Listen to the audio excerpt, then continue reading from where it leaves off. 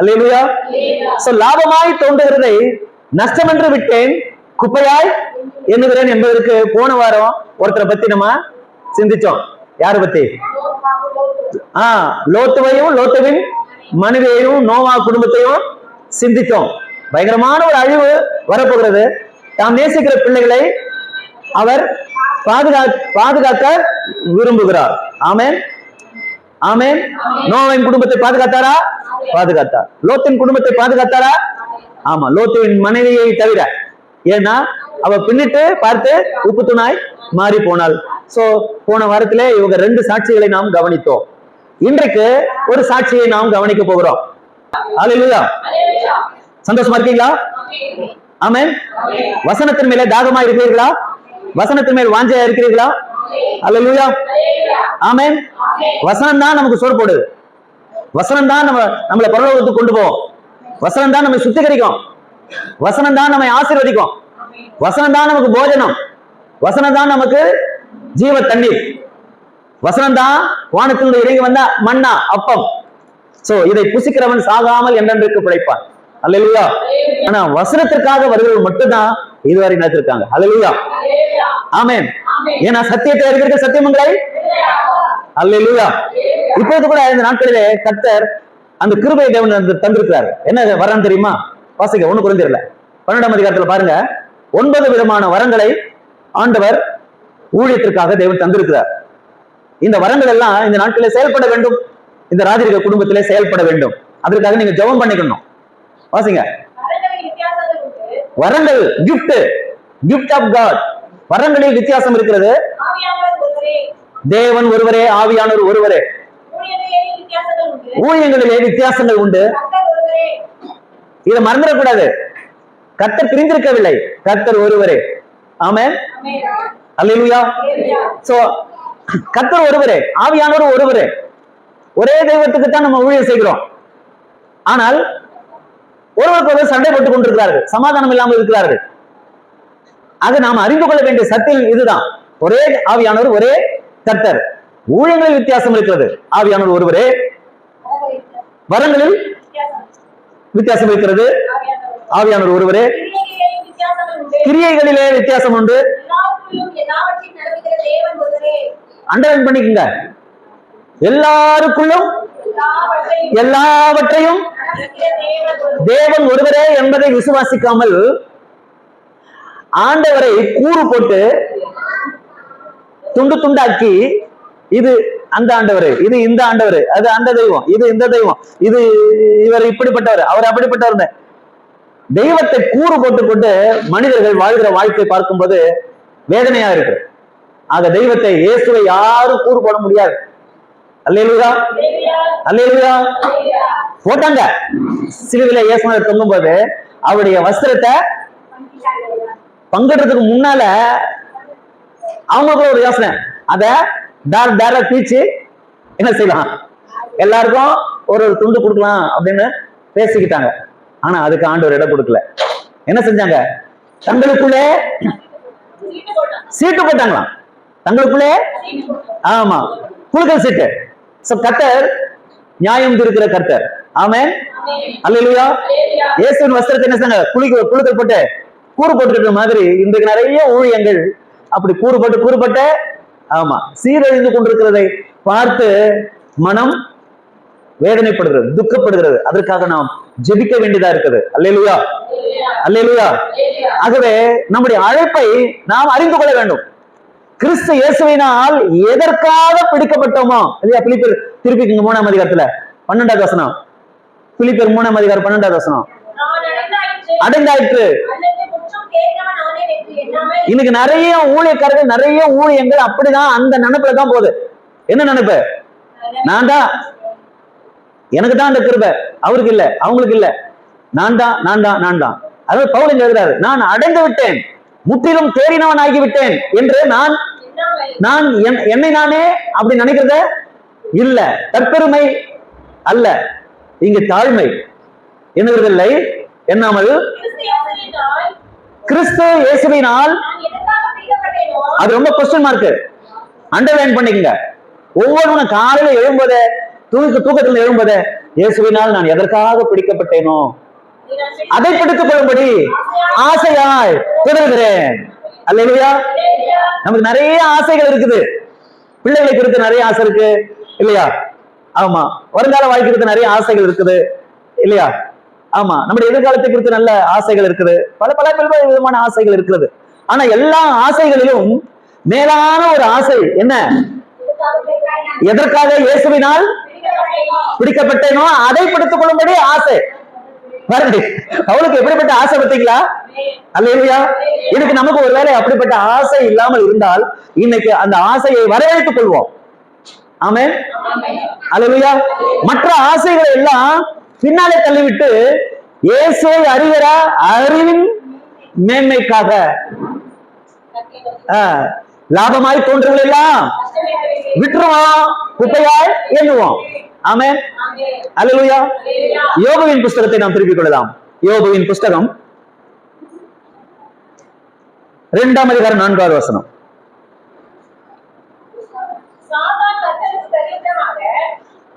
இங்கே சாத்தானை குறித்து வாசிக்கிறோம். கர்த்தருக்கு பிரதியுத்தரமாக இந்த யோபு தோலுக்கு பதிலாக தோலையும்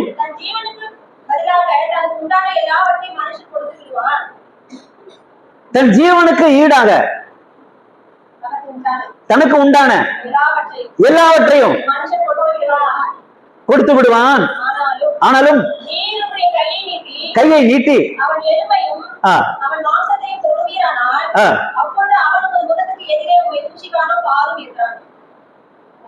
யோபுவின் மேலே ஆண்டவர் ரொம்ப நம்பிக்கை வச்சிருந்தாரு. யோபுவும் ஆண்டவர் மேல ரொம்ப, ரெண்டு பேரும் ஃப்ரெண்டா இருந்தாங்க, ரொம்ப ஃப்ரெண்டா இருந்தாங்க. யாரு? யோபுவும் ஆண்டவரும், தேவமும் யோபுவும் சிநேகிதர்களா இருந்தார்கள். டெய்லி உறவாடுவாங்க, ரொம்ப ஐக்கியமா இருப்பாங்க. கர்த்தர் யோபுவை நம்பினார், யோபுவும் கர்த்தரை நம்பினான். அவன் கர்த்தருடைய பிள்ளையாய் வாழ்ந்தான். அதனால கர்த்தர் என்ன செஞ்சாரு? 2ஆம் அதிகாரத்துல சொல்லப்பட்ட இந்த வார்த்தைக்கு முன்னால 1ஆம் அதிகாரத்தை திருப்பிங்களா? 10வது வசனத்தை பண்ணீங்களா? யோபுவையும் யோபுவினுடைய வீட்டையும் ஆண்டவர் என்ன செஞ்சாரு? யோபுவையும் யோபுவுக்கு உண்டானவைகளையும் அவருடைய வீட்டையும் சுற்றிலும் ஆண்டவர் என்ன செஞ்சு செஞ்சாரு? அப்போ உலகமும் அதில் உள்ள எல்லாமே பிசாசு கையில ஒப்பு கொடுக்கப்பட்டது, சாத்தான் கையில ஒப்பு கொடுக்கப்பட்டது. யார் ஒப்பு கொடுத்தா? ஆதாமும் ஏவாளும். அவங்களை பார்த்து ஆண்டவர் சொன்னாரு, நீங்க பழுகு பெருகி பூமி நிரப்புங்க, பூமியை ஆண்டு கொள்ளுங்க, எல்லா அதிகாரத்தையும் அவங்க கையில கொடுத்துட்டாரு. ஆனா ஆதாமும் ஏவாளும் என்ன செஞ்சுட்டாங்க? தேவனுக்கு கீழ்ப்படியாம பிசாசுடைய வார்த்தை கீழ்ப்படிஞ்சு தங்களுக்குள்ள எல்லா அதிகாரத்தையும் சாத்தான் கையில வித்துட்டாங்க, சாத்தானுக்கு கொடுத்துட்டாங்க. அப்போ உலகம் முழுவதும் யாருக்குள்ள இருக்குது? சாத்தானுக்குள்ளதான் இருக்குதுன்னு பைபிள் சொல்லுது. ஆகவே மரணத்துக்கு அதிகாரியாகிய பிசாசு அப்படின்னு பைபிள் சொல்லுது. மரணத்துக்கு அதிகாரி யாரு? நல்ல சத்தமா சொல்லுங்க. ஆமா, சாத்தான் மரணத்துக்கு அதிகாரி. சோ உலகத்துல இருக்க எல்லாமே அவனுக்குள்ள இருக்குது. ஆனா இங்க என்ன சொல்லப்பட்டிருக்குது? சாத்தான் யோபுவை தன் வசப்படுத்துவதற்கு போனான். ஆனா சாத்தானால யோபு கிட்ட நெருங்க முடியல. ஏன்னா ஆண்டவர் செஞ்சாரு, அவன் சொல்லுவான். ஆமா, இதுதான் ரகசியம். தேவனோடு நாம் உறவாடி தெய்வத்தை நாம் சிநேகிதனமாய் வைத்துக் கொண்டால், தெய்வத்தை நாம் நம்முடைய நம்பிக்கையாய் வைத்துக் கொண்டால், தெய்வத்தை நாம் பலமாய் வைத்துக் கொண்டால், தெய்வத்தோடு கூட நாம் உறவாடினால் தேவன் என்ன செய்யறது தெரியுமா? நம்மை சுற்றிலும், நமக்கு உண்டானதை சுற்றிலும், நம்முடைய பிள்ளைகளை சுற்றிலும், நம்முடைய கைகளின் கிரியைகளை சுற்றிலும், நாம் எங்கெங்கெல்லாம் போகிறோமோ அங்கெல்லாம் ஆண்டு ரவுண்ட் பண்ணிக்கிறாரு, வேலி போட்டுக்கிறாரமா. அல்லேலூயா. சோ சாத்தானாலே நம்மை தொட முடியாது. அவங்கதான் மேல சொல்றாரு, 8வது வசனத்தை படிங்க, 1ஆம் அதிகாரம். கர்த்தர் சாத்தானை நோக்கி 7வது வசனம் பாருங்களேன். பார்த்து சாத்தானை பார்த்து ஆண்டவர் என்ன கேட்கிறாரு? என்ன போயிட்டு வர? நீ எங்கிருந்து வர? அவன் என்ன சொல்றான்? என்னது? பூமி எங்க உலாவி? அதான் வேலையே, அதுதான் சாத்தானுடைய வேலை. என்ன? உலாவுகிற வேலை, சுத்தி திரிகிற வேலை. எங்க பூமி எங்க? ஏன்னா பூமியை கெடுத்தவன் அவன் தானே, பூமியை மோசம் போக்கினவன் அவன் தானே. வேதம் சொல்லுது பூமியை ஏமாற்றி பூமியின் குடிகளை எல்லாரையும் தன்னை வணங்க வைத்தது சாத்தான் தானே. இவ்வளவு குழப்பத்துக்கு பூமியில இவ்வளவு குழப்பம் இருக்குது, அதுக்கு காரணம் யாரு? இவன் தான். இந்த பூமியில சமாதானம் இல்ல, இவன் தான் காரணம். சண்டை, ஒருத்தருக்கு ஒருத்தர் சண்டை, குழப்பம், இவன் தான் காரணம். இன்னைக்கு ஒருத்தர் ஒருத்தர் அடிச்சுதான் கொலை பண்றான். வெறி, வெறிப்பிடித்து சில மனித மிருகங்கள் நடமாடி கொண்டிருக்கிறதை பார்க்கிறோம். அப்போ இந்த பூமியை சீரழிந்து சீர்கட்டு கொடுக்கிறது காரணம் யாரு? இவன் தான். அதனால்தான் உலாவி சுத்திட்டு வரான். அப்போ ஆண்டவர் கேட்கிறார், அவரா கேட்கிறார், நீ எங்கிருந்து வர? பூமியை சுத்தி உலாத்து வரேன். ஏன் தாசனாகி பாருங்க என்ன கேட்கிற பாருங்க. சாத்தானை நோக்கி, யோபின் மேல் என் தாசன், என் தாசன் சொல்றாருங்க. அல்லேலூயா சொல்லுங்க பார்க்கலாம். உங்களை என்னையும் பார்த்து ஆண்டவர் என்ன சொல்றாரு? என் தாசன். என் தாசன்னா என்ன சொல்லுங்க? மகனுக்கும் மேல தாசன் என்ற வார்த்தை. அல்லேலூயா. என் தாசன், என்னை நேசிக்கிறவன், என்னை ஆராதிக்கிறவன், என்னை நோக்கி பார்க்கிறவன், எனக்காக வாழ்கிறவன். நான் எவ்வளவு கொடுத்தாலும் அதன் மேல அவன் கவனம் வைக்கிறது இல்ல. அவன் கவனம் எல்லாம் என் மேலதான். ஏன்னா கொடுக்கிறவர் நான் தான். அல்லேலூயா, அல்லேலூயா. அந்த 1வது கடைசி வசனம் பாருங்களேன். எல்லாவற்றிலும் யோபு பாவம் செய்யவில்லை, தேவத்தை பற்றி. எப்படிங்க எப்படிங்க இது? யோபுக்கு எத்தனை பிள்ளைங்க சொல்லுங்க? எத்தனை ஆம்பளை பிள்ளைங்க? 7. எத்தனை பட்ட பிள்ளைங்க? 3. மொத்தம் 10 பிள்ளைங்க. இந்த 7 அண்ணனுங்களும் இந்த 3 பட்ட பிள்ளைங்க எல்லாம் தங்கச்சிங்க. தோத்திரம். ஒவ்வொரு நாளைக்கும் ஒவ்வொரு வீட்டுல டெய்லி விருந்து. ஞாயிற்றுக்கிழமான பெரியம்மா வீட்டுல, திங்கக்கிழமான சின்ன வீட்டுல, புதன்கிழமான அந்த அண்ணன் வீட்டுல, வியாழக்கிழமான இந்த அண்ணன் வீட்டுல, வெள்ளிக்கிழமான அந்த அண்ணன் வீட்டுல, சனிக்கிழமான இந்த அண்ணன் வீட்டுல. 7 நாள், 7 நாளைக்கும் 7 பேர் வீட்டுல விருந்து. தங்கச்சிங்களுக்கெல்லாம் அவ்வளவு ஜாலி. சோறாக்குற வேலை மிச்சம். ஆமா, தங்கச்சிங்கெல்லாம் அவ்வளவு கண்ணு கத்துவ பார்த்துருந்தாங்க. நடந்தது என்ன தெரியுமா? ஒரே நாள்ல யோபுக்கு வந்த சோதனை, ஒரே நாள்ல கீழ்காற்று அடிச்சு வீடு இடிஞ்சு 10 பிள்ளைங்களும் ஒரே நேரத்துல மறிச்சு போனாங்க. ஒரு வேலைக்காரன் மட்டும் தப்பிச்சு வந்து சொல்றான் இந்த மாதிரி. எப்படி இருக்கும் பாருங்க. தோத்திரம். யோபுக்கு இருந்த சொத்து கொஞ்சம் நெஞ்சமா? வாசிங்க 3வது வசனம். அவனுக்கு எத்தனை ஆடு? 7. ஒரு ஆடுக்கு 100 ஆடு கணக்கு போட்டா கூட எத்தனை வேலைக்காரர்? ஒரு வேலைக்காரருக்கு 100 ஆடு கொடுத்தா கூட கரெக்டா கணக்கு சொல்றாரு பாருங்க. 70 ஆடு மேய்க்கிறதுக்கு 70 வேலை ஆட்கள் வந்திருப்பாங்க இல்லையா? 70 700 7000 ஆடுகள். எத்தனை 1000 ஒட்டகம்?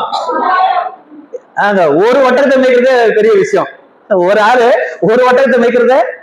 ஆமா, அப்ப எத்தனை 1000 பாருங்க. 3000 ஒட்டகம்.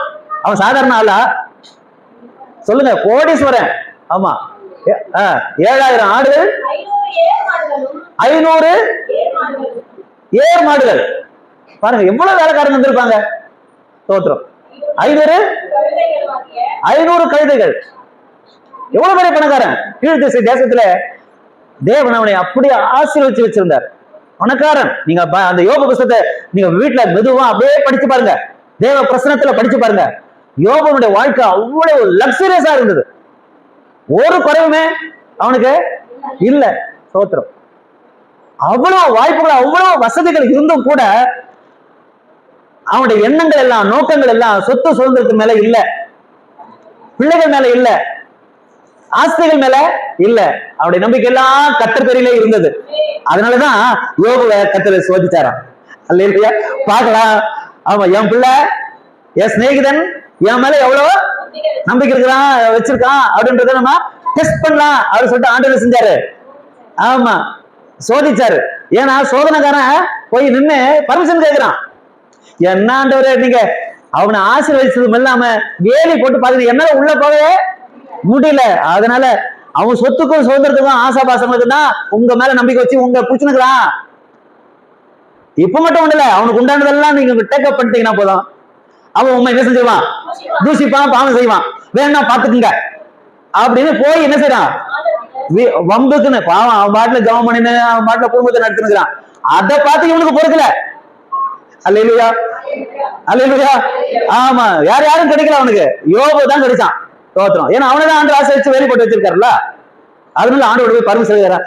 அவரும் என்ன செஞ்சுட்டாரு, சாத்தான் பேச்சை கேட்டு பர்மிஷன் கிராண்டட். ஸ்தோத்திரம்.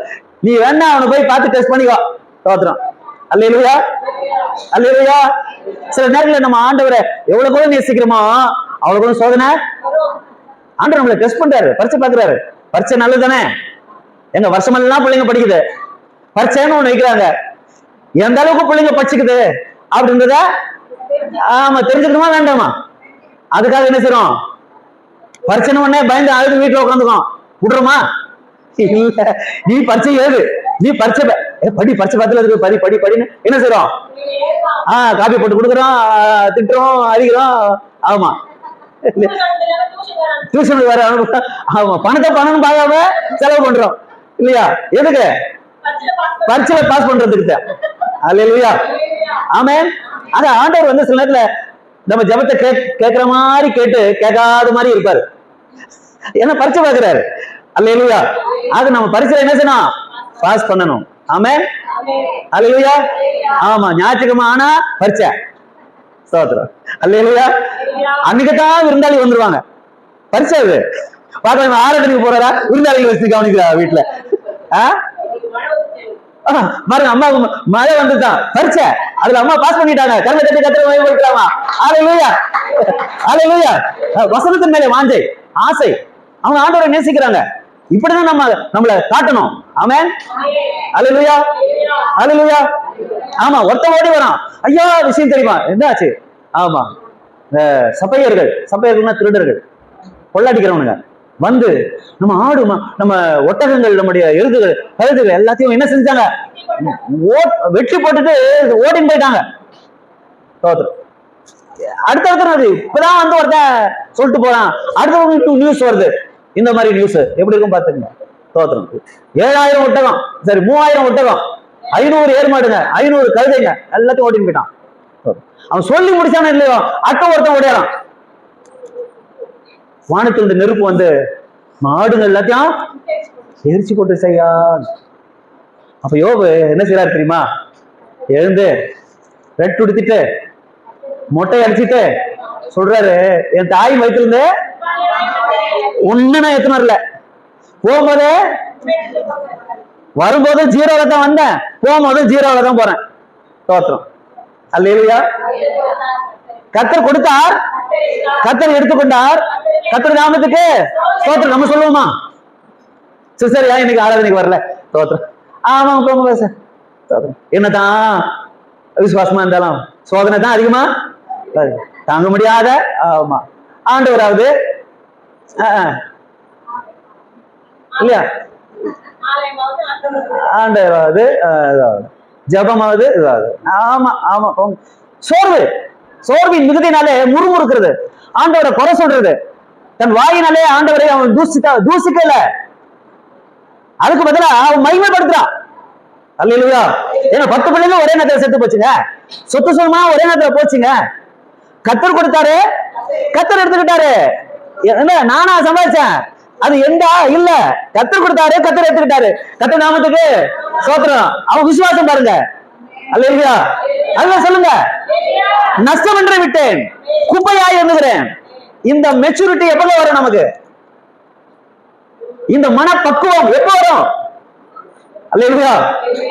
பவுலுக்கு வந்துச்சு, அந்த ஒரு மனப்பக்குவம் வந்துருச்சு பாருங்க. என் பிராணனையும் அருமையாக எண்ணேன், என் ஓட்டத்தை ஜெயமாய் ஓடி முடிப்பேன். இயேசு எதற்காக என்னை பிடிச்சாரோ அதை பிடித்துக் கொள்ளும்படி ஆசை, ஆசை, ஆசை. இந்த ஆசை தான் நமக்கு. ஆமென், அல்லேலூயா. நிறைய பேர் டிவி பாப்பீங்க, கதை நல்லா ஓட்டிட்டு இருக்கோம், இடையில ஒரு அட்வர்டைஸ்மெண்ட் போடுவோம், பாத்துருக்கீங்களா? அந்த அட்வர்டைஸ்மெண்ட்டுக்கு தான் காசு. பணத்தை பணம் பார்க்காம அட்வர்டைஸ்மெண்ட்டுக்கு நிறைய செலவு பண்றான். பாத்துருக்கீங்களா? ஆசை காட்டுறான். அட்வர்டைஸ்மெண்ட்னா என்ன? ஆசை காட்டுறது. ஆமா, அப்படியே கவர்ச்சி பண்றது. நகை கடைங்கெல்லாம் பாருங்க, அப்படியே ஜனங்களை அது இதுவும் போட்டு நடிகைகளையும் வச்சு நடிகர்கள்லாம் வச்சு அப்படி கொஞ்சம் மேக்கப் போட்டு ஆசை காட்டுறது இல்லையா? உலகமே ஆசை காட்டி மோசம் பண்ணுகிற உலகம். சாத்தானுடைய வேலையே அதான், ஆசை காட்டி மோசம் பண்றதுதான் அவன் வேலையே. ஆனா நம்ம ஆண்டவர் அப்படி இல்லை. அல்லேலூயா, அல்லேலூயா. பூமிக்குரியவர்களே இல்ல, மேலானவர்களை நாடுங்கள் வேதம் சொல்லுது. அல்லேலூயா, ஆமென். இந்த யோபு கதைய இன்னும் சொல்லிட்டே போலாம். நிறைய விஷயம் இருக்குது யோபு புஸ்தகத்துல. அல்லேலூயா, நேரம் தான் இல்ல, ஓடுது வேகமா. அன்பான தேவ பிள்ளைகளே, இந்த யோபுக்கு வந்த அந்த சோதனையில யோபு எப்படி ஜெயிச்சாரு பாருங்க. கத்தர் கொடுத்தாரு, கத்தர் எடுத்துக்கிட்டாரு. எனக்கு என்ன வந்துச்சு? நான் நிர்வாணியா வந்தேன், நான் நிர்வாணியா போறேன். கத்தர் கொடுத்தாரு, கத்தர் எடுத்தாரு. நான் ஏன் அவரை தூசிக்கணும்? என் எண்ணம் எல்லாம், என் ஏக்கம் எல்லாம் அவர் தானே, என் ஆசை எல்லாம் அவர் தானே, என் நோக்கம் எல்லாம் அவர் தானே. அவருக்காக, அவரை அறிகிற அறிவின் மேன்மைக்காக லாபமாய் தோன்றுவதை நஷ்டம் என்று விடுவேன், குப்பையா எண்ணுவேன். இந்த மனப்பக்குவத்தை விசுவாசிகள் இடத்துல கர்த்தர் எதிர்பார்க்கிறார். ஆமென், ஆமென். இயேசுவை நேசிக்கிறீர்களா? இயேசுவை நேசிக்கிறீர்களா? அல்லேலூயா, அல்லேலூயா, ஆமென். ஆண்டவர் இயேசு கிறிஸ்து கூட ஒரு வார்த்தை சொல்றாரு பாருங்க, லூக்கா சுவிசேஷம் 14ஆம் அதிகாரத்துல. திருப்பி லூக்கா சுவிசேஷம் ஒரு 5 நிமிஷம் முடிச்சிடறேன். லூக்கா சுவிசேஷம் 14:26 படிங்க. நல்ல கவனிங்க. இயேசுநாதர் சொன்ன வார்த்தை இது. இயேசுநாதர் போய் சொல்வாரா? சொல்லுங்க, இயேசுநாதர் போய் சொல்வாரா? ஏமாத்துவாரா? சொல்லுங்க, இயேசுநாதர் ஏமாத்துவாரா? எனக்கு கொஞ்ச நேரம் அப்படி பார்த்துட்டு இருந்தேன். ஒரே ஒரு தேங்காய், ஒரு மனுஷன், பேர் சொல்ல விரும்பல, அது ஏலம் விடுறாரு. பக்தர்கள் கிட்ட ஒரு தேங்காவை ஏலம் விடுறாரு. நீங்க பார்த்துருப்பீங்கன்னு நினைக்கிறேன். அந்த ஒரு தேங்காய் 1000 ரூபாயில இருந்து 1 லட்சத்துல இருந்து 1.5 லட்சம் ஆகி 1.5 லட்சம் 2 லட்சம் ஆகி 2 லட்சம் 3 லட்சம். எத்தனை தேங்காய்? ஒரு லோடு இல்ல, ஒரே ஒரு தேங்காயை வச்சு என்ன மாதிரி பிசினஸ் பண்றாரு தெரியுமா? இது கடவுளுடைய பாதத்தில் வச்சு அபிஷேகம் பண்ணப்பட்ட தேங்காய். இந்த தேங்காயினுடைய மதிப்பு விளையாடப்பட்டது. அதனால இதை யார் ஏலம் எடுக்க போறீங்க சொல்லிட்டு 3,10,000 ரூபாய்க்கு ஒரே ஒரு தேங்காயை ஏலம் விட்டார். அப்போ அவருடைய நோக்கம் எல்லாம் எதிர சொல்லுங்க, மூலகாரம் தானே. ஆனா அது ஏமாறுறவங்க இருக்கிற வரைக்கும் ஏமாத்துறவங்க இருக்கத்தானே செய்வாங்க இல்ல? தெய்வம் இது மாதிரி ஆசை காட்டி மோசம் பண்ணுவாரா? சொல்லுங்க, சொல்லுங்க. தெய்வத்தை நாம் இழிவுபடுத்த கூடாது பணத்துக்காக. தெய்வத்துடைய பேரை சொல்லி நம்ம ஜனங்களை ஏமாத்த கூடாது. அதுதான் கர்த்தருடைய நாமத்தை வீணிலே வழங்காதிருப்பாயாக. 10 கட்டளையில 3வது கட்டளை, அவருடைய நாமத்தை வீணிலே வழங்காதிருப்பாயாக. தம்முடைய நாமத்தை வீணிலே வழங்குகிறவனை தண்டியாமல் விடமாட்டார்னு இருக்கு. அப்படியே இருக்கு, அப்படியே இருக்கு அந்த வசனம். யாத்திராகமம் 20ஆம் அதிகாரத்துல நீங்க வீட்டுல போய் வாசித்து பாருங்க. அதனால 10 கட்டளையில நம்ம ஒவ்வொருவரும் மனப்பாடம் பண்ணணும். ஆமென், அல்லேலூயா, அல்லேலூயா. ஆகவே கர்த்தருடைய கட்டளைகளுக்கு கீழ்ப்படுகிற மனுஷன் பாக்கியவான். ஆமென், ஆமென், அல்லேலூயா. வாசிங்க. யாதா ஒருவன் பாருங்க, என்னிடத்துல வந்துட்டா, அப்படித்தாங்க அர்த்தம். யாதா ஒருவன் என்கிட்ட வந்துட்டான்னா அவன் இப்படிதான் இருக்கணும் அப்படின்னு கட் அண்ட் ரைட்டா பேசுறாரு, ஆண்டவர் பேசுறாரு. அது எப்ப பேசுறாரு? நீங்க மேல வாசித்து பாத்தீங்கன்னா, திரளான ஜனங்கள் இயேசுவை ஃபாலோ பண்ணாங்களாம். அப்ப ஆண்டவர் என்ன சொல்றாரு? ஃபில்டர் பண்றாரு. நிறைய பேர் இயேசுவை பின்னால வந்ததுனால அவங்களை கொஞ்சம் அப்படியே ஃபில்டர் பண்றாரு. ஃபில்டர் பண்றாருன்னா என்ன சொல்லுங்க? அப்ப ஆண்டவருக்கு எத்தனை பேர் வேணும்? நிறைய ஜனம் வேணுமா? கொஞ்சம் ஜனம் வேணுமா? அதுல நிறைய பேர் வந்துட்டா கொஞ்சம் கஷ்டம்தான். அதனால ஃபில்டர் பண்றாரு. நான் அப்படிதான் விசுவாசிக்கிறேன். நம்ம சபையில நிறைய இருந்துச்சுங்க, சோத்திரம், காரு, 2 வீலர் எல்லாம் ஃபுல்லா நிக்குங்க. ஆமா, அதான் யோசித்தேன், வருத்தப்பட்டேனா. ஆனாலும் இப்ப என்ன நான் தேற்றிக் கொள்றேன். ஏன்? இந்த வசனத்தை படிக்கிறதுனால ஆண்டவர் என்ன தேற்றுறாரு. எப்பா நிறைய பேர் வேணாம், நான் உனக்கு ஃபில்டர் பண்ணி கொடுக்குறேன். அல்லேலூயா. நான் தெரிந்து கொண்டவர்களை யாருன்னு உனக்கு நான் காட்டுறேன் அப்படின்னா ஆண்டவர் ஃபில்டர் பண்ணிட்டாரு. அல்லேலூயா. நான் அப்படிதான் விசுவாசிக்கிறேன். அது திரளான ஜனங்கள் அவரிடத்துல வரத பார்த்து உடனே அவர் தன்னிடத்துல வந்தவர்களை பார்த்து சொல்றாரு, யாதோ ஒருவன் என்னிடத்துல வந்து லிஸ்ட் போடுறாரு. தகப்பன் தாய், மனைவி, பிள்ளைகள், சகோதரர், சகோதரிகளை குப்பையாக எண்ணாவிட்டால் நஷ்டம். இவங்க எல்லாம் நஷ்டம். அந்த நஷ்டத்தை லிஸ்ட் பண்றாரு. எது நஷ்டம் எது குப்பைன்னு நமக்கு காட்டி கொடுக்கிறாரு ஆண்டவர். அல்லேலூயா. யாரு அந்த லிஸ்ட்ல யாரு நிக்கிறா? அம்மா நிக்கிறாங்க, அப்பா நிக்கிறாரு, பிள்ளைகள் நிக்கிறாங்க, சகோதரர் நிக்கிறாங்க, சகோதரி நிக்கிறாங்க, உயிரை வந்து நிக்குது. அப்ப உயிரை கூட நம்ம என்ன செய்யணுமா? நஷ்டமன்ற உடனமா குப்பையா? இது யார் சொல்லி கொடுத்தா? ஃபில்டர் பண்றாரு பாருங்க. நம்ம ஃபில்டர் பண்றாரு, வடி கட்டுறாரு. ஸ்தோத்திரம். நம்ம அதுல நிக்க முடியுமா? நிக்கணுமா வேண்டாமா? சொல்லுங்க, என்ன சொல்றாரு? வாசிங்க.